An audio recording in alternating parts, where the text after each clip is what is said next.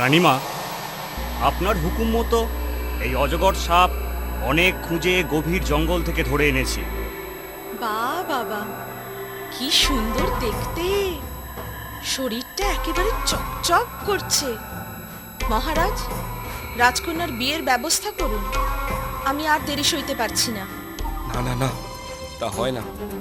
তুমি খেপেছো ছোট রানী, শেষে একটা বড় রকমের অনিষ্ট ঘটবে। ও, বুঝেছি। আপনি আমার কথা রাখবেন না। আপনি রাজকন্যা রত্নার ভালো চান না। আপনি চান না ওরও সুন্দর বর হোক। তোমার যা ইচ্ছে তাই করো, কারণ যখন শুনবে না তোমার কথা মতোই বিয়ের ব্যবস্থা করছি। তবে শুনে রাখো, এর পরিণতি খুবই ভয়ঙ্কর হতে পারে। আমাকে ভয় দেখিয়ে থামাতে পারবেন না মহারাজ। আমি কিছুতেই হার মানব না।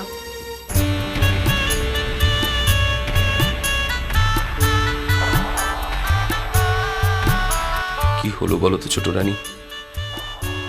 মালা বদল হলো, বিয়ের সব রীতি সম্পন্ন হলো, অথচ অজগর তো ঠিক তেমনি আছে। রাজপুত্র তো এখন হলো না। হবে হবে, বাসর ঘরে হবে। কাল সকালে দেখবেন।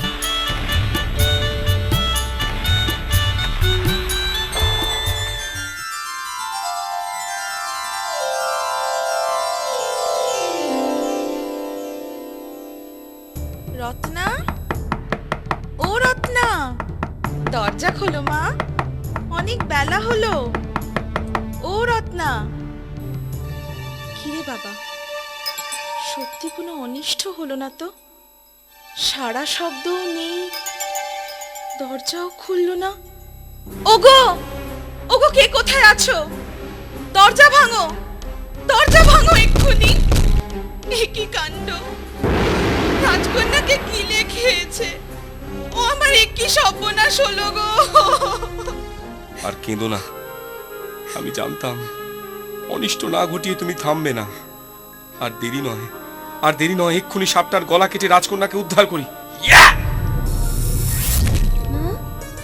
উমা, কাঁদছো কেন? এই তো, এই তো আমি মা। উমা, শোনা আমার, মা আমার। মা আমি তো।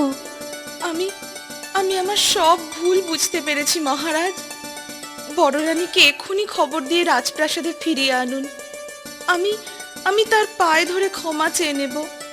আমি আর কোনো দিনও কোনো অন্যায় আবদার করব না। আমার ঢের শিক্ষা হয়েছে। এরপর বড় রানী ছোট রানীকে ক্ষমা করে। রাজ্যে আনন্দের জোয়ার বয়ে যায়।